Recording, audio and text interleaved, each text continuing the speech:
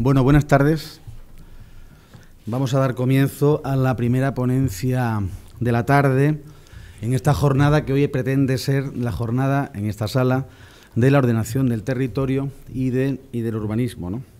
Ha sido la intención de la Dirección General incorporar al Foro FICOM unas jornadas, este año muy amplias, pero que también aspiran a tener una representatividad permanente en las siguientes certámenes del Foro FICOM.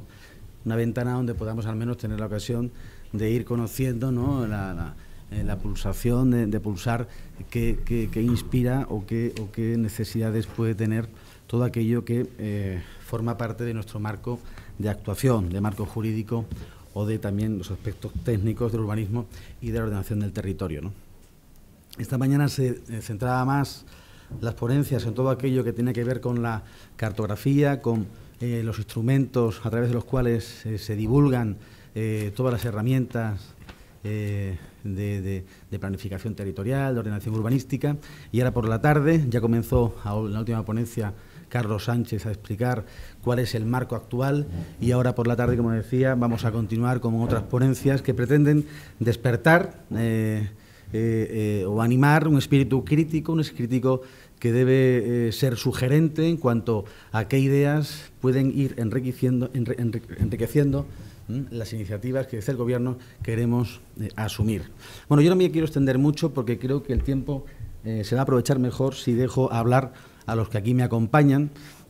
¿Conocéis a Ángela de la Cruz? Bueno, Ángela de la Cruz en urbanismo pues lo es todo, ¿no?, a nivel nacional, y encima reúne una condición especial, y es que es de Don Benito, ¿no?, lo cual pues era casi una obligación al menos invitarla. Otra cosa es que tuviese encaje en su nutrida agenda.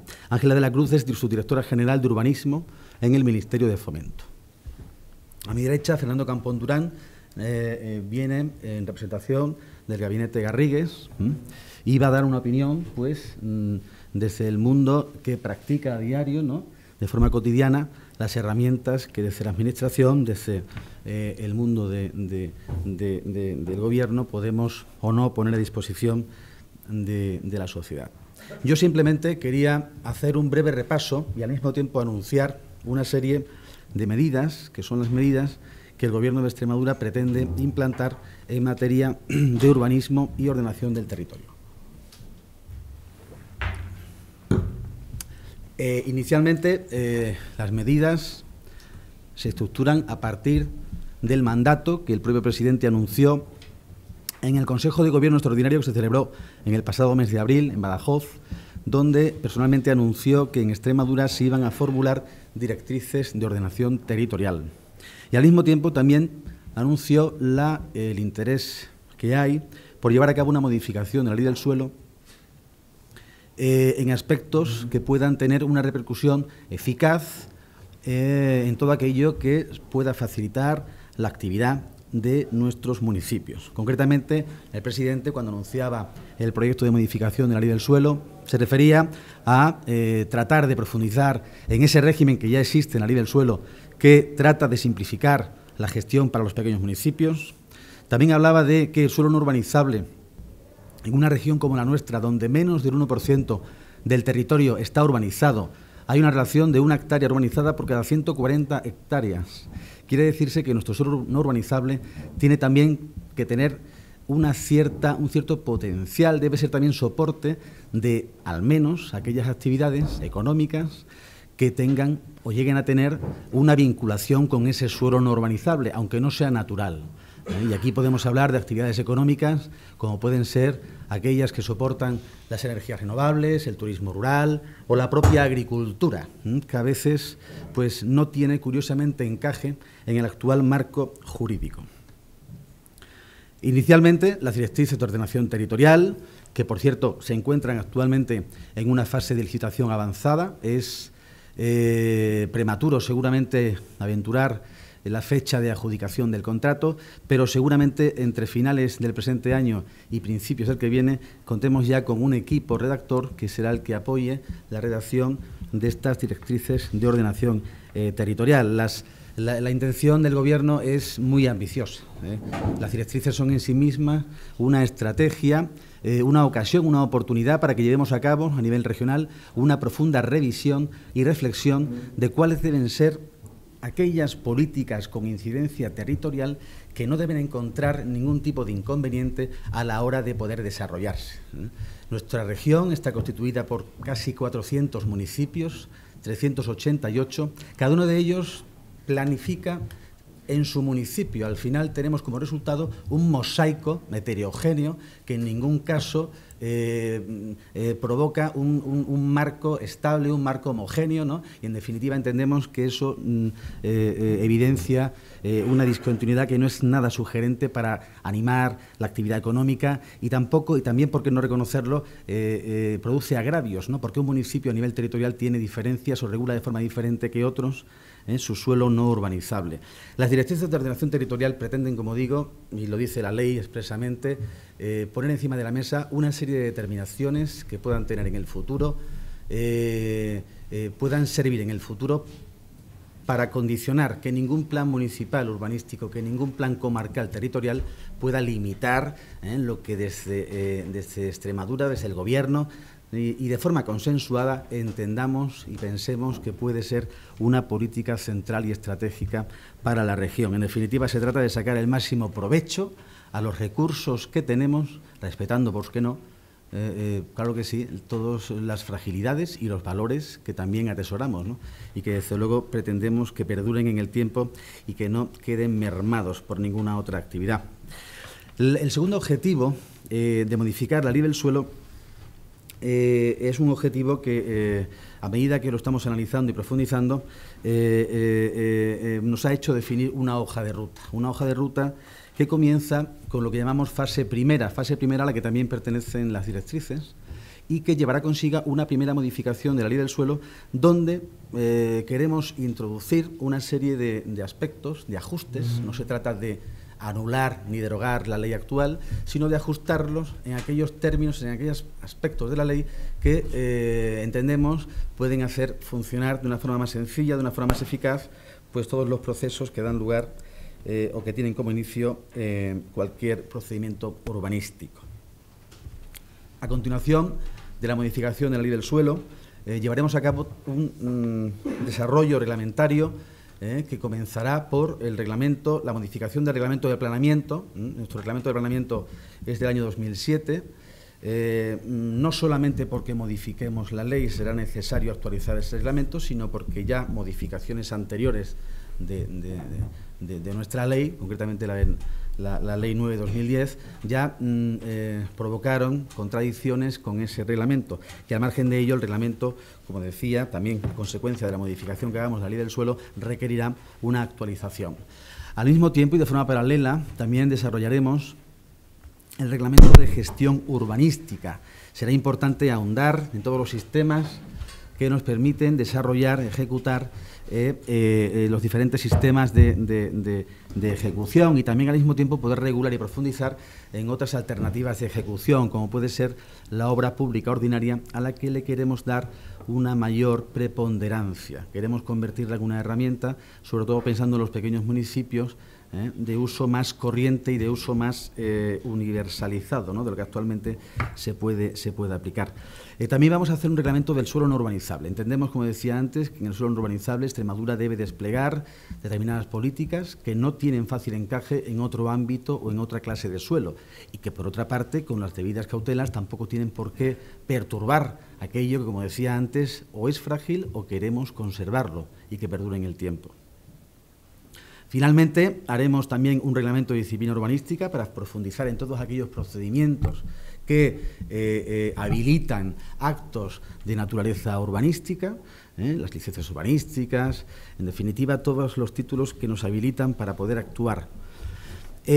Por último, se llevará a cabo una modificación más con un carácter de organización interna, que es el decreto que regula las atribuciones de los órganos urbanísticos, y concretamente la organización y el funcionamiento de la Comisión de Urbanismo. Todo ello constituye un proyecto, entiendo que muy ambicioso, seguramente difícil de llevar a cabo, pero que vamos a arrancar bueno, ya hemos arrancado, estamos en un proceso de elaboración de la modificación de la ley, proceso que me atrevería a calificar de muy avanzado. En cualquier caso, todavía quedan unos meses para iniciar la tramitación de la modificación de la ley. Al mismo tiempo, arrancaremos o iremos redactando los reglamentos que acabo de anunciar.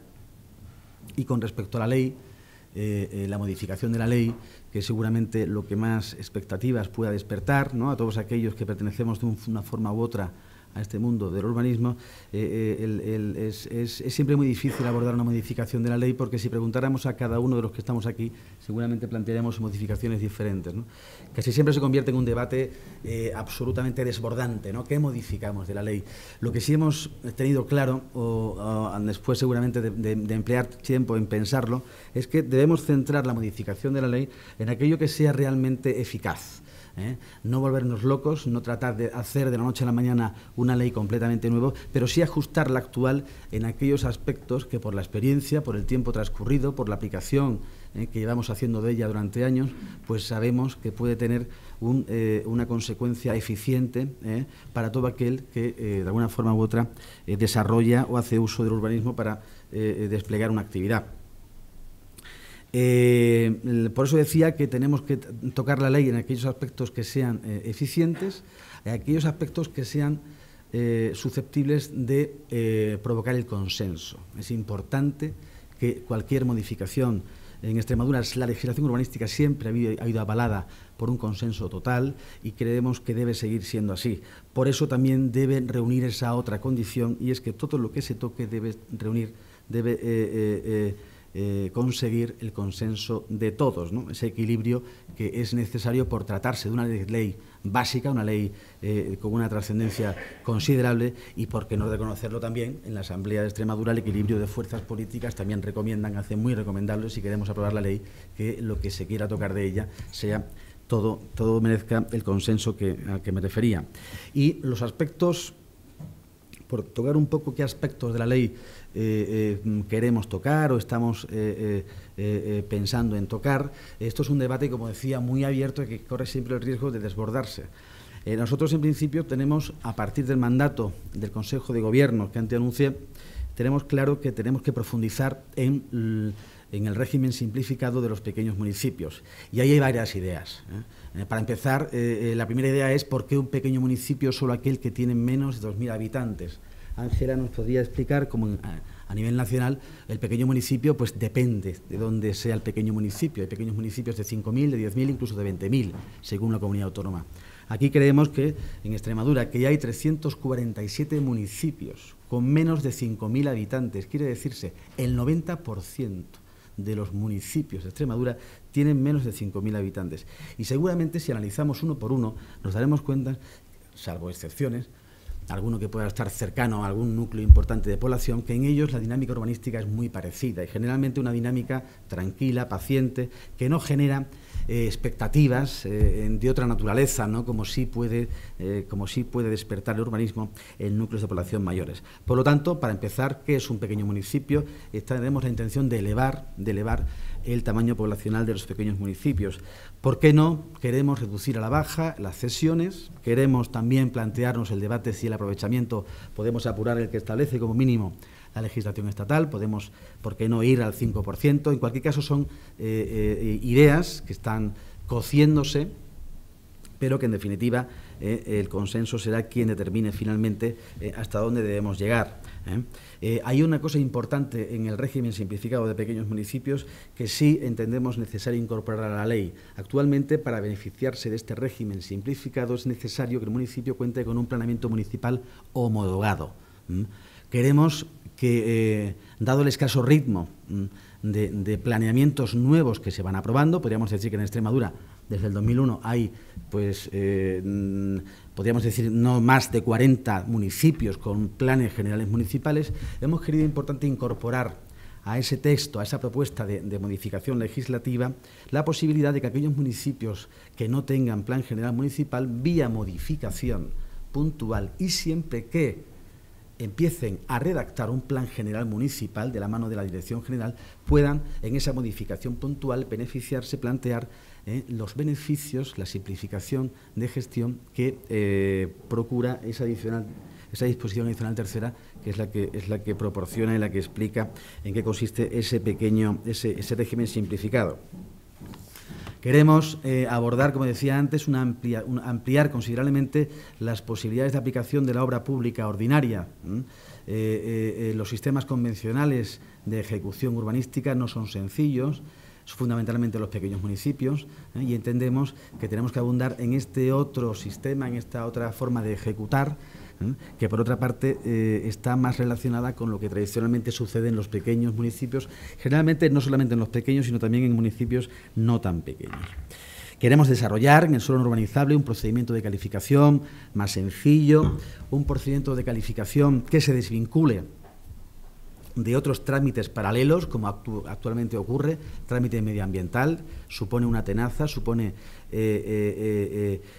un obstáculo que generalmente produce retrasos, y una forma de ganar agilidad es desvincularnos del trámite ambiental, incluso permitir que la calificación urbanística se pueda solicitar de forma directa a la comunidad autónoma, sin necesidad de pedirla a través del ayuntamiento. Ideas como que el canon no debe ser el mismo según para qué o a qué se destine el aprovechamiento, también son ideas que forman parte de nuestras preocupaciones en este momento. Entendemos que si consideramos vías directrices de ordenación territorial, que en Extremadura una política central es todo aquello que tiene que ver con sus recursos agrarios, pues no parece lógico que una industria agraria pague el mismo canon que otros usos que no tengan nada que ver, como decía, con esas políticas centrales. Lo mismo podríamos decir del turismo rural, de renovables, en definitiva, con todo aquello que entendamos tiene una vinculación, si no natural, sí en la práctica, sí en la realidad, con el suelo no urbanizable. Podríamos seguir hablando, estamos hablando de accesibilidad, de la posibilidad de poder incorporar instrumentos de accesibilidad en edificaciones que por cierta antigüedad o por una imposibilidad física constatable deba ocupar el espacio público para llevar a cabo la instalación de elementos que procuren esa accesibilidad. Y también estaríamos teniendo un debate interno sobre la reserva de vivienda protegida. No parece lógico que vía reclasificación todo el aprovechamiento residencial que se genere tenga que dedicarse a vivienda protegida, máxime ahora cuando coyunturalmente la política en materia de vivienda pues va más encaminada a la rehabilitación que a la generación de nuevos suelos, ¿no? a los nuevos desarrollos urbanísticos.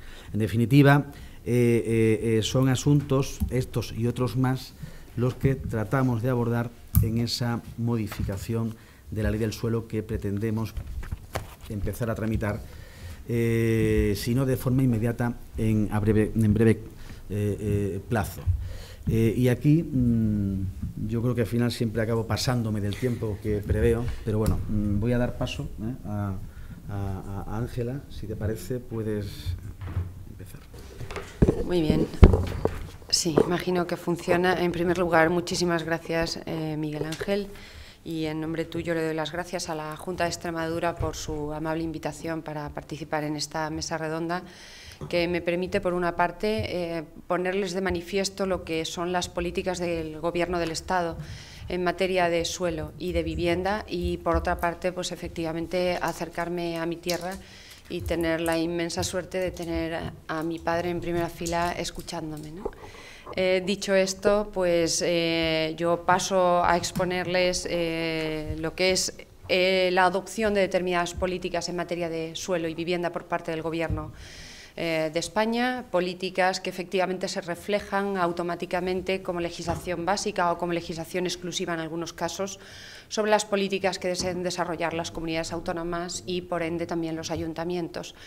Yo me congratulo de que en esta Feria de la Construcción efectivamente tengan entrada los aspectos estrictamente urbanísticos, porque evidentemente la construcción no es sino el fin último de un urbanismo pensado, ordenado y gestionado que termina dedicándose a determinados usos, a los usos que sean, ¿no?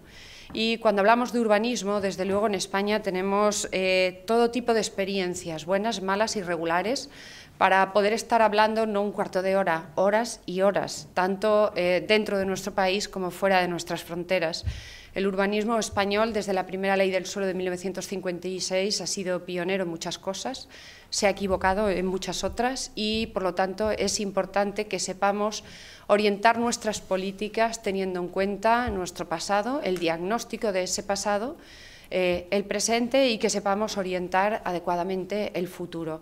Yo quiero hacer referencia a algunos de los elementos que como diagnóstico hicimos en el Ministerio de Fomento a la hora de determinar si era o no necesario un cambio de rumbo en las políticas urbanas del país, en las políticas de vivienda del país, por supuesto, en las políticas de construcción de nuestro país, ¿no?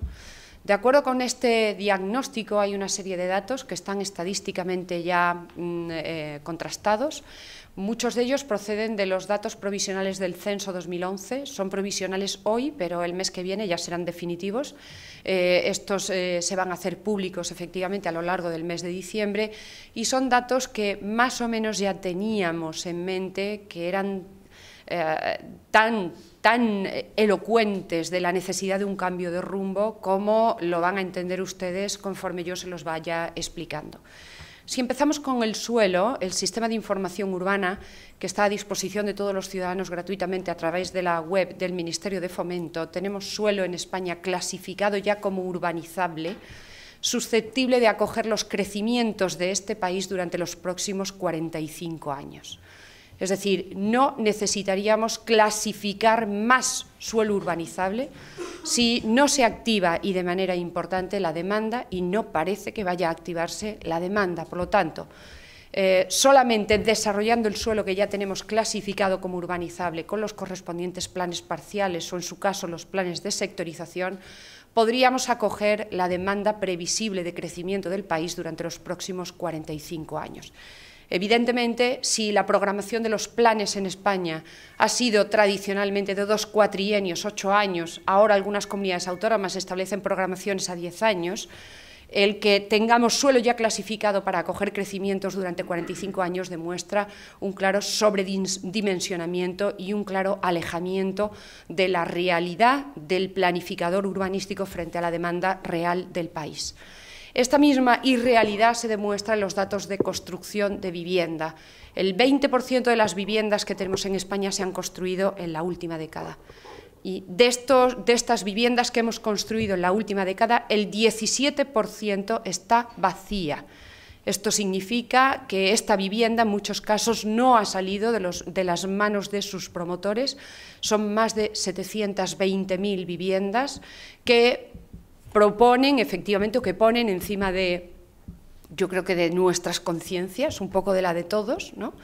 La falta de previsión y, nuevamente, el sobredimensionamiento de un sector importante de la actividad económica, sin duda el sector de la construcción, frente a la demanda real del país. Tenemos, por lo tanto, un stock inmenso de suelo y de vivienda que tenemos que absorber.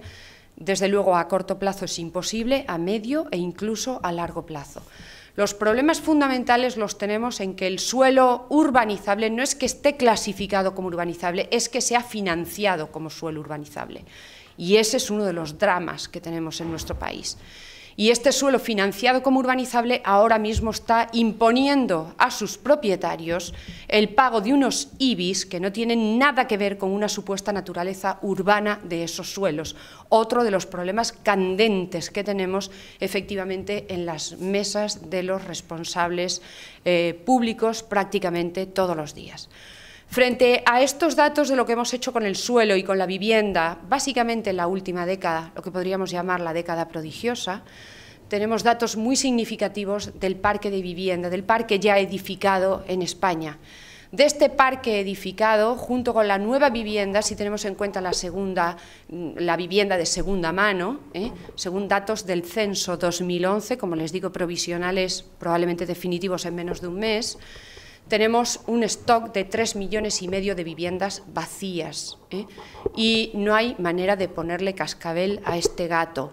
Y dentro del stock de vivienda vacía y sobre todo de la vivienda nueva que está vacía, mucha de esa vivienda es vivienda protegida. Decía el director general que efectivamente, al menos a medio plazo, tenemos que reconsiderar la política de construcción de vivienda protegida, porque esta vivienda protegida ahora mismo en gran medida está vacía y no se vende, básicamente por dos razones: se construyó de más y, en segundo lugar, las familias que, de acuerdo con sus condiciones, pueden acceder a este tipo de vivienda porque son los potenciales beneficiarios, o no tienen una situación económica que les permita pagar esas viviendas, o difícilmente pueden tener acceso al crédito. Son familias con niveles económicos bajos y ahora mismo se sitúan por debajo de los niveles de solvencia establecidos por las entidades financieras. Por lo tanto, el acceso al crédito es nulo. De modo que ahí está esa vivienda vacía, que además, lógicamente, compite con la vivienda libre, que ha bajado mucho su precio, se ha desplomado, mientras que la vivienda protegida no ha disminuido en igual manera su precio. Esta vivienda, aunque se pudiera acceder a ella, lógicamente ahora mismo no es competitiva con la vivienda libre. Si seguimos hablando de la situación del diagnóstico que hicimos para reorientar las políticas, el parque edificado español presenta unas características que parece que no han incumbido a nadie durante décadas. No han incumbido a los propietarios de las viviendas y no han incumbido a las administraciones públicas. No han incumbido a los propietarios, y parece grave, porque en España el régimen de tenencia de propiedad está escandalosamente escorado a favor de la propiedad. En España solo un 17% de las viviendas se tienen en alquiler y el 83% se tiene en propiedad. Y, sin embargo, el propietario no se entiende concernido por la adecuada conservación de su inmueble. Pues mire usted, si no se entiende concernido usted, que es el propietario, imagínese yo, que soy un ciudadano medio, o que pretenden que con mi esfuerzo y con mis impuestos yo le conserve a usted adecuadamente su vivienda una vez que ya está construida y el único que tiene la llave para entrar en ella es usted. Y las administraciones públicas tampoco se han sentido concernidas. A la vista está que las potestades de inspección y de sanción en materia de disciplina, una vez que la vivienda ya está construida y ocupada, parece que no le afectan y que no le preocupan a nadie. De modo que, claro, tenemos un parque edificado en muy mal estado, con carácter general, un parque edificado envejecido, donde más de 5 millones de viviendas tienen más de 50 años, donde más de 8,5 millones de viviendas tienen entre 30 y 50 años, y donde el 60% del parque edificado español se ha construido sin tener en cuenta ninguna normativa, por mínima que sea, de eficiencia energética. Y yo les recuerdo un dato: España ha suscrito los compromisos europeos marcados por la Estrategia 2020, que dice que tenemos que mejorar nuestra eficiencia energética en un 20% de aquí al año 2020, que tenemos que reducir las emisiones de CO2 en un 20% y que tenemos que mejorar las fuentes de energía renovable, el equilibrio entre estas y las que no lo son, en un 20%. El parque residencial consume el 17% de la energía del país. Por lo tanto, es un sector importante en consumo de energía. Y desde el año 1990 hasta hoy, el parque residencial español ha aumentado las emisiones de CO2 en un 20%. Por lo tanto, fíjense ustedes, nos quedan 6 años para ponernos las pilas, como se dice coloquialmente, nos quedan 6 años para mejorar la eficiencia energética del país en un 20%. Y el parque residencial tiene mucho que ver en esto. Los transportes, etcétera, etcétera, también, pero el parque residencial tiene mucho que ver. De modo que parece claro que con este diagnóstico no podíamos seguir haciendo lo mismo que hasta ahora. No podemos seguir construyendo vivienda, no podemos seguir construyendo obra civil, que nos sobra por todas partes, y tenemos que potenciar otros subsectores. ¿Por qué tenemos que potenciar otros subsectores? Porque podemos decir, bueno, pues durante años vamos simplemente a absorber el stock sobredimensionado de todo lo que hemos hecho, de obra civil, de vivienda, de urbanización, y vamos a hacer otras cosas. Sí, pero es que da la casualidad de que el sector de la construcción es clave para la economía del país. Y mientras no encontramos un hueco para otras actividades tecnológicas, investigadoras o lo que sea, el sector de la construcción sigue siendo importante y necesitamos que nos ayude en la consecución del objetivo de contribuir a la generación de empleo y a dinamizar la economía. De modo que no podemos quedarnos con las manos cruzadas y necesitamos al sector de la construcción, qué duda cabe. De modo que la idea es, ¿existe alguna posibilidad para el sector de la construcción? ¿Las empresas de la construcción, y mejor este foro que ninguno, tienen todavía algún hueco en este país? No a largo plazo, no, a corto plazo, hoy, mañana, pasado mañana y de aquí a dentro de 8 años, vamos a hablar nuevamente de 2 cuatrienios, ¿no?, que es la jerga urbanística, ¿no? Nosotros entendemos que hay mucho que hacer en este país. Como política pública, la rehabilitación, la regeneración y la renovación de la ciudad ya existente es una política de primer orden. Lo ha sido en otros países de nuestro entorno. Lo ha sido y lleva siéndolo en países como Alemania, Francia e incluso Italia.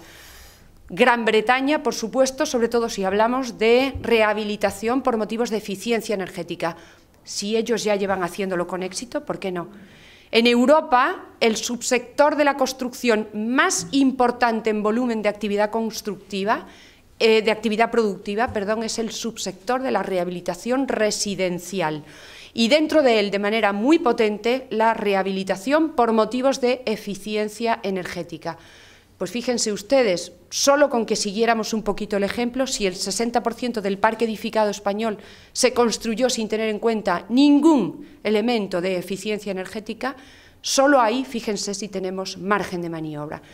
Y lo siguiente que tenemos que preguntarnos es, de acuerdo, margen de maniobra hay, pero ¿realmente hay alguna posibilidad? Es decir, ¿podemos cambiar nuestro modelo? ¿Podemos cambiar esa cultura? A mí me hace mucha gracia cuando se habla de esta cultura. En España, cada vez que queremos cambiar algo, no es que eso forma parte de nuestra cultura. Mentira, hay muchas cosas que no forman parte de nuestra cultura, en absoluto. Cuando dicen cambiar el régimen de tenencia entre propiedad y alquiler, no, porque forma parte de nuestra cultura. Mentira. En el año 1960, el porcentaje de alquiler y propiedad en España era del 50%. Por lo tanto, aquí no hay ninguna cultura. Los niños españoles no nacen pensando que dentro de 20 años tienen que ser propietarios de su vivienda. Esa cultura se ha generado por unas políticas públicas que han facilitado e incentivado hasta límites, digamos, de paroxismo, la cultura de la propiedad. Todas las ayudas que se han dado en este país han sido para que el español adquiera la vivienda en propiedad. Evidentemente, si a esto le unimos que los créditos han sido muy favorables, que los intereses eran muy bajos, que la entrada de España en el euro facilitó efectivamente no solo que corriera el crédito, sino a unos intereses bajísimos referenciados al Euribor, y el hecho de que en España no exista, eso sí, un mercado de alquiler potente, porque tenemos un mercado puramente artesanal, arrendador, arrendatario, no tenemos grandes empresas, no tenemos parques públicos de vivienda en alquiler, pues claro, con todo eso hacemos una bola y efectivamente a lo largo de 50 años generamos esta cultura, entre comillas, ¿no? Exactamente igual que con el urbanismo. En España la cultura del urbanismo es una cultura expansionista, es una cultura de transformación de suelo virgen y de generación de nueva ciudad. Bueno, pues mire usted, eso forma parte de una legislación urbanística que ha mirado solo para allá, ha mirado exclusivamente para allá, de tal manera que efectivamente con la legislación urbanística tradicional española uno intenta hacer operaciones complejas en la ciudad ya hecha y no hay manera. No hay manera, en primer lugar, porque el régimen jurídico del suelo urbano se extrapola desde el suelo urbanizable y entonces nos encontramos con que el régimen jurídico se piensa para el suelo urbanizable. Y entonces hay cesiones de suelo para sistemas generales, para dotaciones locales, equipamientos, Además, hay cesiones o entregas de suelo como en concepto de rescate de plusvalías urbanísticas, etcétera, etcétera. Y además usted urbaniza, y además usted paga las indemnizaciones correspondientes y equidistribuye y urbaniza. Oiga, mire usted, es que a lo mejor todo esto en el suelo urbano no hay manera de encajarlo. En primer lugar, ¿de dónde saco yo en suelo urbano ya consolidado un sistema general? O incluso una dotación local. Usted me está pidiendo X metros cuadrados de zona verde cada vez que yo incremente la edificabilidad. Vale, ¿y de dónde la saco? Si estoy en medio de la ciudad ya hecha. Como no lo puedo sacar de ahí, no se preocupe, lo monetarizamos. Bueno, es una locura, ¿no? Monetarizamos dotaciones públicas, porque me parece bien monetarizar plusvalías, pero dotaciones públicas. Oiga usted, o es una dotación o no es una dotación, pero ¿qué es esto de que monetarizo?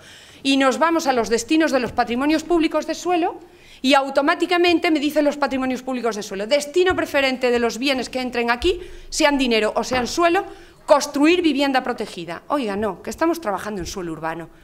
Vamos a rehabilitar el suelo urbano y no me obligue usted a construir nueva vivienda con las plusvalías que supuestamente salen del suelo urbano. En suma, en el Estado lo que hemos establecido son básicamente 3 grandes instrumentos. En primer lugar, hemos aprobado una reforma de la Ley de Arrendamientos Urbanos para flexibilizar el mercado del alquiler y tratar de hacerlo menos opaco y más transparente. En segundo lugar, hemos aprobado una ley de rehabilitación, regeneración y renovación urbanas que llene las lagunas que el ordenamiento urbanístico español tiene cuando se trata de actuar sobre la ciudad ya hecha. Hemos aprobado un nuevo plan estatal cuyos incentivos van directamente relacionados con estos 2 objetivos: fomento del alquiler y fomento de la rehabilitación. Nada de construir nueva vivienda y nada de dar subvenciones para que la gente adquiera una vivienda en propiedad. Las ayudas son para el alquiler, al menos coyunturalmente y hasta el año 2016, que es el horizonte temporal del plan. Y actualmente estamos trabajando en la elaboración de una estrategia que nos demanda la Directiva Comunitaria de Eficiencia Energética aprobada en el año 2012, que obliga a todos los Estados miembros a establecer una estrategia nacional de movilización de fondos públicos y privados para reforzar la rehabilitación residencial por motivos de eficiencia energética. Sinceramente, esperamos que, al margen de esa falta de cultura de los españoles en todo esto que les estoy comentando, seamos capaces de poner en marcha estas nuevas políticas, porque realmente nos va mucho en ello. A los particulares, ciudadanos que desean una ciudad con la suficiente calidad de vida, una ciudad sostenible y competitiva. A los propietarios de sus viviendas, que las verán mejor conservadas, más confortables y revalorizadas. A las administraciones públicas, cuya función es gestionar, entre otros intereses públicos, la situación del parque edificado español y con carácter general, y por supuesto al sector de la construcción, elemento clave, como les digo, para dinamizar la economía nacional y generar nuevos empleos. Muchas gracias. A ti. Damos paso a... Sí. Muchas gracias. ¿Se oye amplificada? Buenas tardes a todos. Quiero agradecer a la Dirección General y a la Consejería de Fomento que nos haya invitado a participar en este debate, este interesantísimo debate en el cual, después de las 2 ponencias que me han precedido, pues la verdad es que yo creo que queda poco por decir. Comentaba con el director general hace un momento que es curioso que no nos hemos visto antes de este acto, no hemos preparado para nada la ponencia o las ponencias que íbamos a relatar, pero que asombrosamente lo que yo voy a decir coincide en un 80%, incluido también con lo que ha dicho la subdirectora general. Yo creo que entonces hay un problema común, hay una sensibilidad que yo creo que está tanto en el sector público, aquí representado desde luego a un nivel altísimo, y el sector privado, que humildemente espero poder desarrollar las reflexiones que he preparado para exponérselas ahora, bajo la idea de que yo tenía que representar en esta mesa de alguna forma el sector privado, es decir, el de aquellas empresas y aquellos clientes que acuden normalmente a vernos al despacho pidiendo asesoramiento en algún tipo de materia y que nos trasladan al mismo tiempo su inquietud o aquellos elementos que entienden que faltan. Por otra parte, estamos en una época de crisis económica donde los fondos económicos que hay para poder invertir y poder aportar en proyectos son escasos, son limitados, hay que destinarlos de manera muy exquisita a aquello que son las necesidades más importantes, con lo cual lo que pretendo es lo que voy a decir es la utilización de los elementos normativos como elementos dinamizadores de la economía y de esa manera poder acceder por parte de las empresas a una actividad que ahora mismo está bajo mínimos y que lo que pretende de alguna manera es poder reactivar algo que yo creo que va en beneficio de todos. Por lo tanto, la intervención la voy a centrar en una serie de actuaciones que entiendo que en el supuesto de que se pudieran acometer, pero que es que se van a acometer, porque es que el director general ya las ha anunciado, y por otra parte algunas reflexiones sobre desarrollo también las ha adelantado la subdirectora general, que se van a acometer, con lo cual lo que voy a hacer es ratificar esas coincidencias. Intentaré, por otro lado, también ser breve en la medida en que la organización pues tendrá o intentará cumplir los horarios. En primer lugar, ¿a qué me referiría como uno de los elementos de dinamización dentro de la estructura económica? A lo que llamo complejos residenciales en el ámbito rural. Y al hablar de complejos residenciales en el ámbito rural estaríamos hablando de calificación urbanística y del reglamento de desarrollo del suelo no urbanizable. Olé, muy bien, chapó. Es decir, estamos hablando exactamente de lo mismo. Es decir, nosotros tenemos en Extremadura un potencial de suelo rústico inmenso, de un especial valor y de un significativo valor desde el punto de vista ambiental, al cual debemos respetar, pero no por eso debemos dejar de utilizar. Es uno de nuestros principales valores y elementos para poder llevar a cabo un desarrollo razonable, sostenible, se dice hoy en día, de la actividad humana en él, y por otra parte una fuente de actividad económica que necesitamos en la región de una manera importante. Si para el país el motor de la construcción y todo lo que se está relacionado con la edificación, construcción, gestión de suelo ha sido un motor importante, en Extremadura ha sido un motor muy relevante, junto con otros, pero un motor muy relevante. ¿Qué conseguimos con los complejos residenciales en el ámbito rural? Por un lado, la generación de actividad inmobiliaria, de tal manera que reactivemos el sector adormecido como consecuencia de la situación de crisis en la que se encuentra, y eso afecta a todos o a muchos de los que estaremos aquí, a las empresas constructoras, afectará a todo lo que es la función de planeamiento y afectará, por tanto, a todos los equipos técnicos que dedican su labor, y también a todos los temas de gestión, es decir, a las administraciones públicas, en la medida en que los desarrollos tienen que venir acompañados del control correspondiente por parte de la administración. Pero ¿qué es lo segundo que es interesante? Nosotros tenemos un problema endémico, que es la falta de población.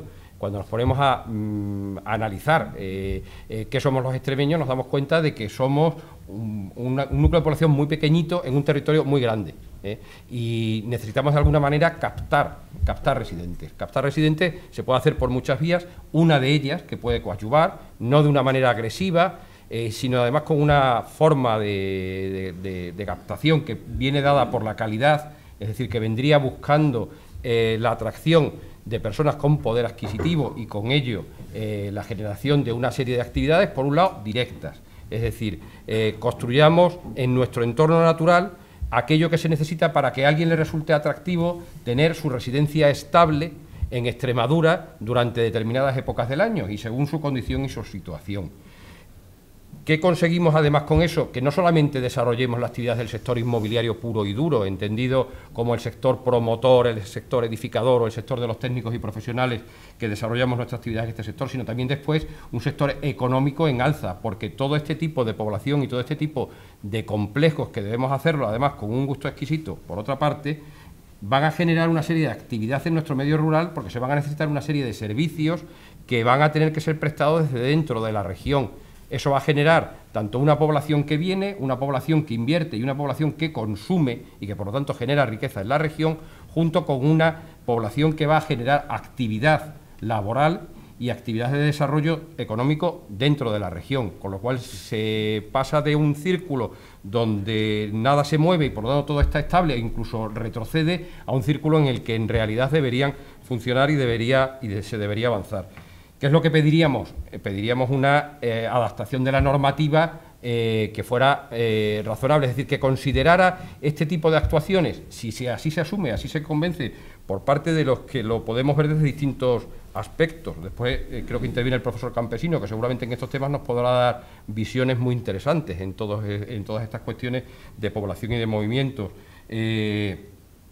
Pero tiene que venir precedido de una normativa clara que lo regule no como una vía extraordinaria. Modelos de vías extraordinarias, el complejo urbanístico de la isla de Valdecañas, al final se ha puesto de manifiesto que ha generado o que se ha encontrado con una serie de obstáculos importantes. ¿Consecuencia de qué? Consecuencia de que tenía un carácter extraordinario y se han utilizado formas normativas o modelos normativos que de alguna manera no estaban suficientemente desarrollados. Se estaban aplicando cuestiones o normas que están previstas para situaciones muy abiertas, cierto, a situaciones muy concretas. Ese tipo de modelo, pensémoslo, no vinculado al agua necesariamente, no vinculado al golf, no vinculado a lo mejor al turismo necesariamente, a ese, entre comillas, turismo, porque no hablamos de turismo como una visita ocasional de carácter cultural, sino con una cierta estabilidad próximo a Madrid, que no hay por qué renunciar a él, sino que lo podemos ubicar en otro sitio y dirigido a otro tipo de población. Son modelos en más extensión, en menos extensión, objeto de debate de mucho tipo, pero con que tuviera un marco normativo propio sería una cuestión importante de cara a su desarrollo.